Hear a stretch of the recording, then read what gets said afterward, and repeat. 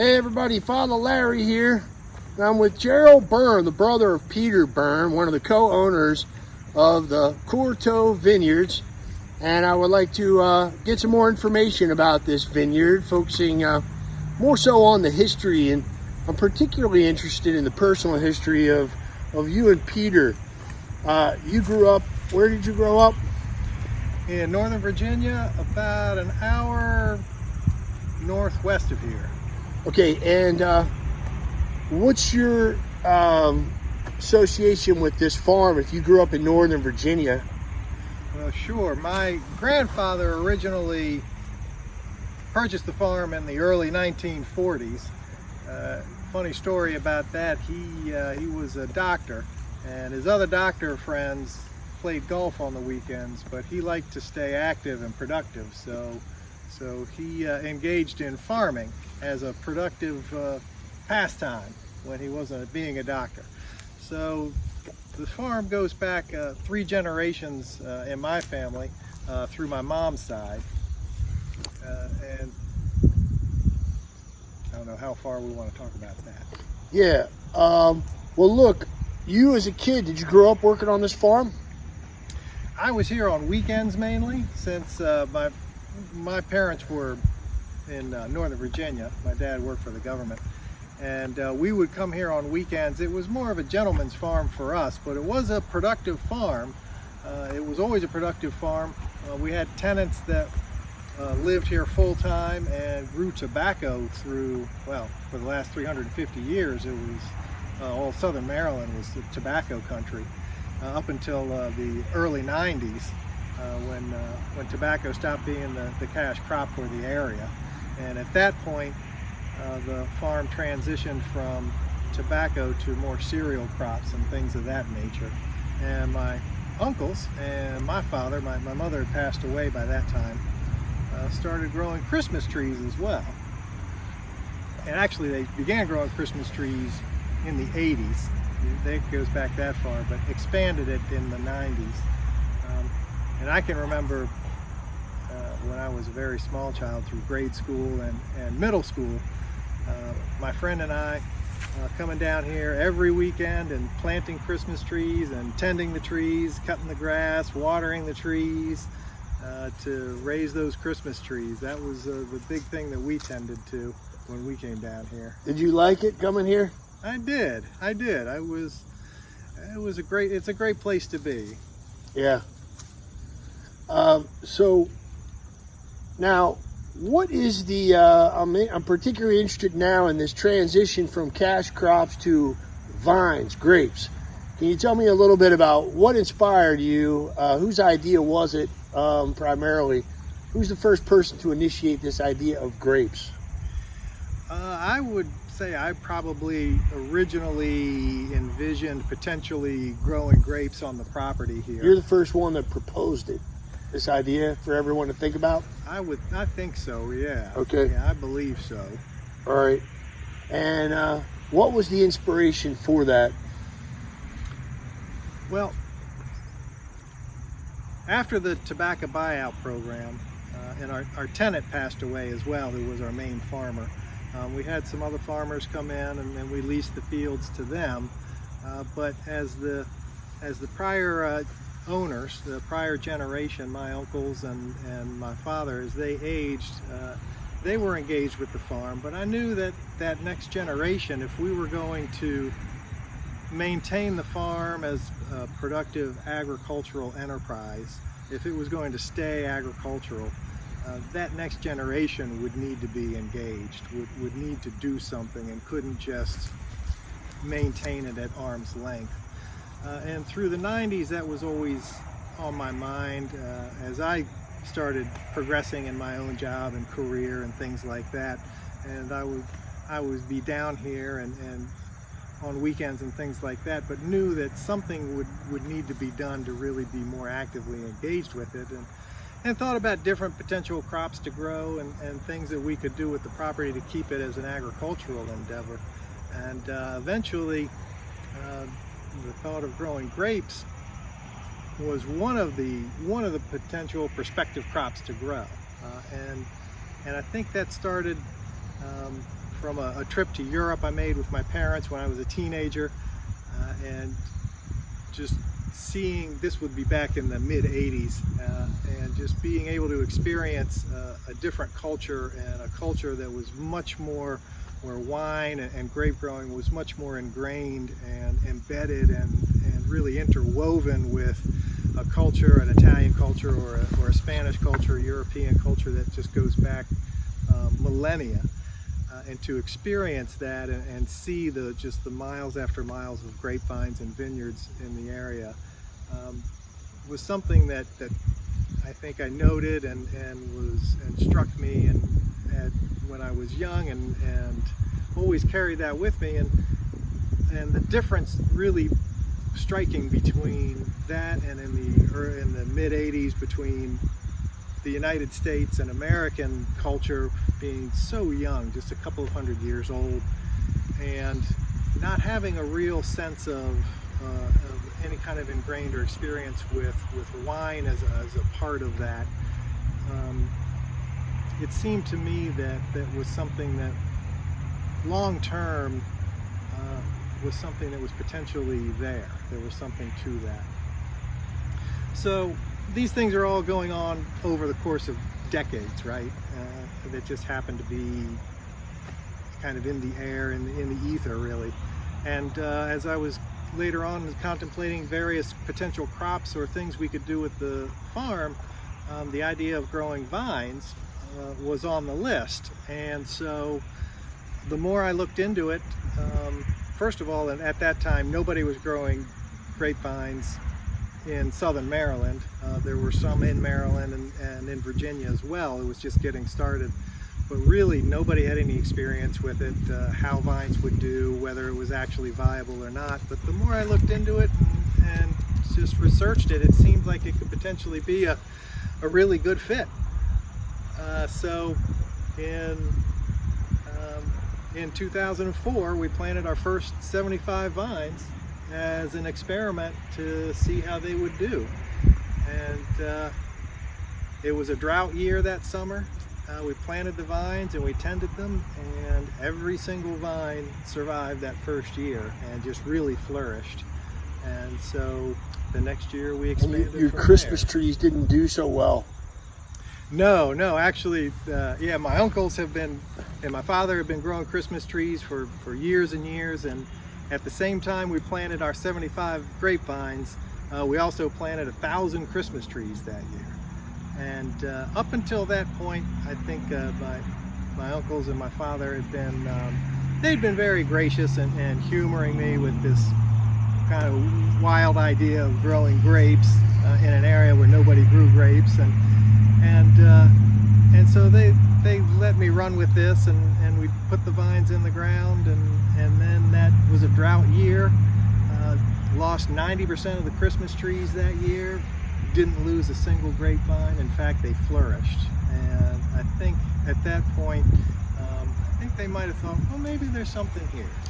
What is it about the soil here that makes it specially receptive to vines? Oh boy, Southern Maryland soil, and this particular place specifically is it's very sandy, and it's excessively well drained, deep soil.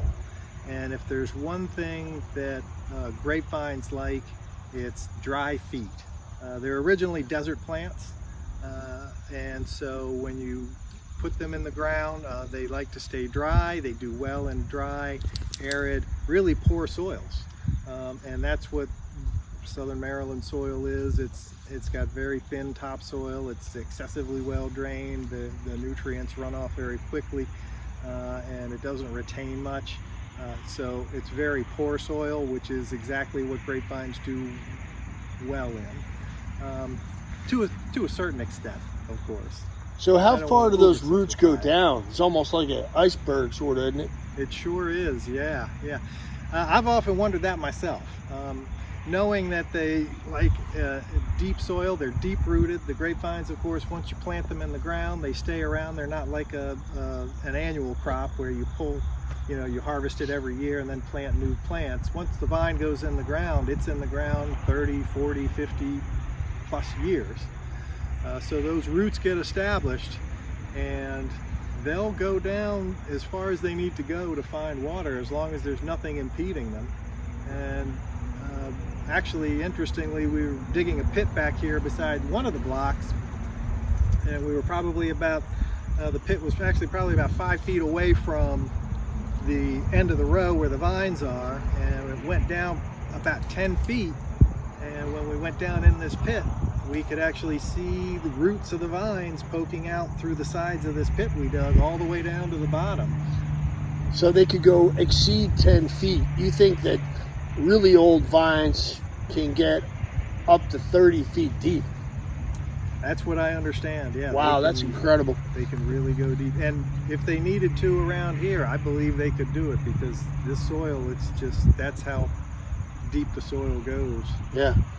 Can you tell us anything about the property itself, the history of the property? What do you all know about, the slaves that lived here? This was part of a larger operation, plantation that was much bigger at the time, or? Yeah, that's my understanding, that this farm, which is about 250 acres, right around there, was part of a much larger plantation, well over 1,000 acres at the time. It dates back to? Pre-Civil War. Actually dates, St. Mary's County is the historically the mother county of Maryland, so it's the oldest county in Maryland, and it dates back to the 1600s and the founding of Maryland. So the oldest properties, of course, are in the southern end of the county, and then it was settled further north. We're in the northern end of the county here. But yeah, this I'm sure this plantation goes back very far to the beginnings of the state.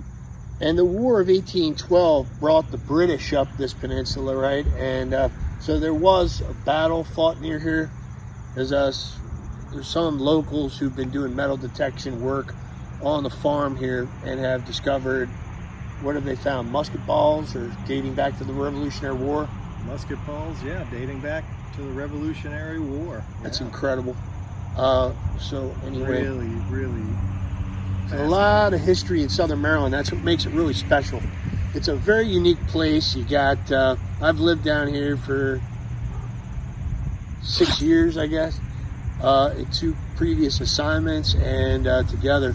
But you have like Amish going down the road in buggies. You got F-18 Hornets flying overhead because Patuxent Naval Air Station is down.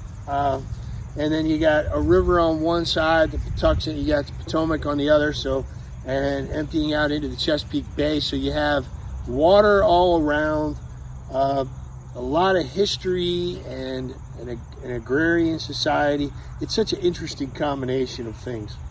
So a lot of Catholic history too. So anyway, can you elaborate at all on that cemetery? When did you all discover that, and what do we know? Do we know anything more about that would add to the story? Well, the cemetery, we've always known there was a cemetery. I mean, that's always been known that it was a cemetery, and it's hallowed ground, of course. So it was been there through where my grandfather was alive, and my mother was alive. In fact, she's buried on that cemetery as Your well. mother is buried on this in the slave cemetery. She chose to be buried here. That was her personal choice. Yes, it was. Yes. What did that mean to her? Must have meant a lot to her that she would want this as her final resting place. Absolutely. I think a big part of her was this farm, and who she was this farm. This was where her family always came to on weekends, and whenever they could. This is where they gathered and they worked the land and supported the folks that were here full-time to run the place, and just to make sure that it was a place to experience and to celebrate and just to live life. Wow, that is pretty special.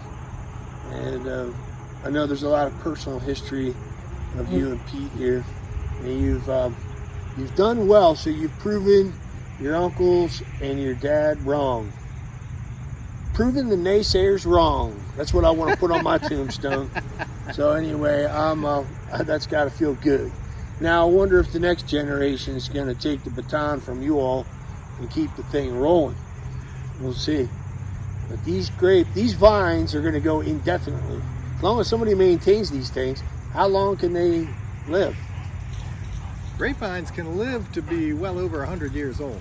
Wow.